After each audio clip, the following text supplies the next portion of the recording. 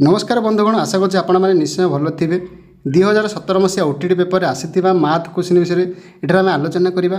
91 number question थिला, केउटी गणितर स्वरूप नुह?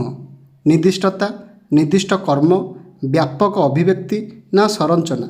यार सठिक उत्तर होची व्यापक अभिव्यक्ति। कारण आमर जो गणित स्वरूप मुख्यतः 7टी थाए। एटा संक्षिप्त अभिव्यक्ति हवा कथा। जेहेतु भूल उत्तरटी बाछिया कहिछि ताहले उत्तरटी होची व्यापक अभिव्यक्ति।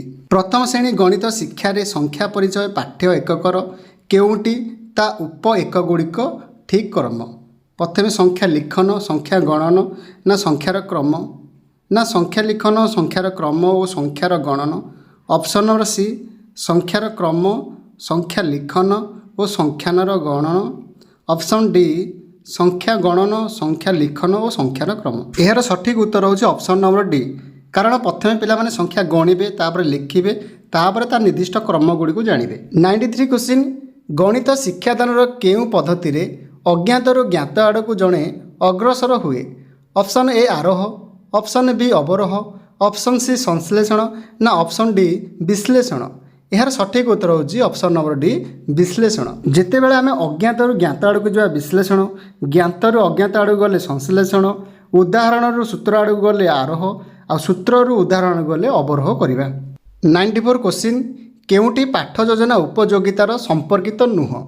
शिक्षक शिक्षण उद्देश्य संपर्क में सचेतन हुंती? ऑप्शन बी शिक्षार्थी पूर्व प्रस्तुति शिक्षण उद्देश्य बुझीपारती? ऑप्शन सी शिक्षार्थी मानकर विषयगत पूर्व प्रस्तुतिर परिमाप करी हुए? ना ऑप्शन नंबर डी शिक्षार्थी मानकर शिक्षण उपलब्धि ज्ञान आकलन करी हुए? यार सठिक उत्तर होची ऑप्शन बी शिक्षार्थी पूर्व प्रस्तुति शिक्षण उद्देश्य बुझीपारती। यह पाठ योजनार गोटे उपयोगिता नुह। 95 क्वेश्चन, विशेषज्ञ मतरे प्रतिभाशाली शिक्षार्थी मानक चिन्हट करने को केउटी विशेष उपयुक्त? ऑप्शन ए बुद्धि परीक्षण, ऑप्शन बी उपलब्धि परीक्षण, ऑप्शन सी शिक्षण क्षमता परीक्षण, ना ऑप्शन नंबर डी शिक्षकर व्यक्तिगत पर्यवेक्षण? यार सठिक उत्तर होची ऑप्शन नंबर डी शिक्षकर व्यक्तिगत पर्यवेक्षण।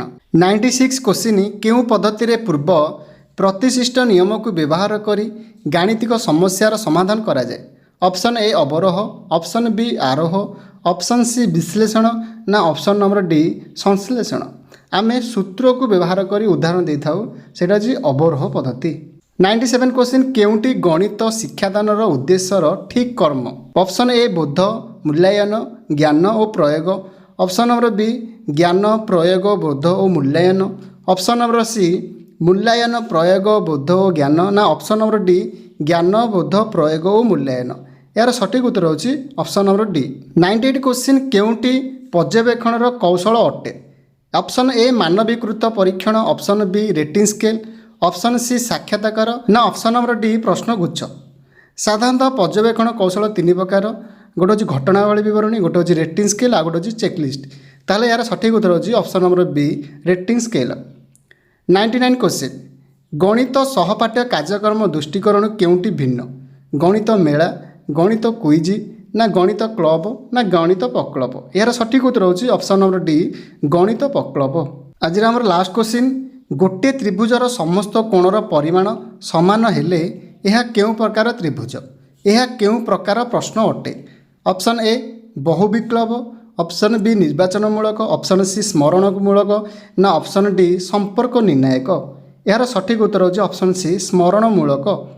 कारण बहुविकल्प प्रश्न होता ऑप्शन देता, निर्वाचन होते किसी जिनस देता से बाछिक लिखि था, संपर्क निर्णायक होते किसी जिनस देता संपर्क देखिक आम लिखि था, किंतु एठार आमको मन पकई लिखा हुए, से यार ठीक उत्तर होची स्मरणमूलक।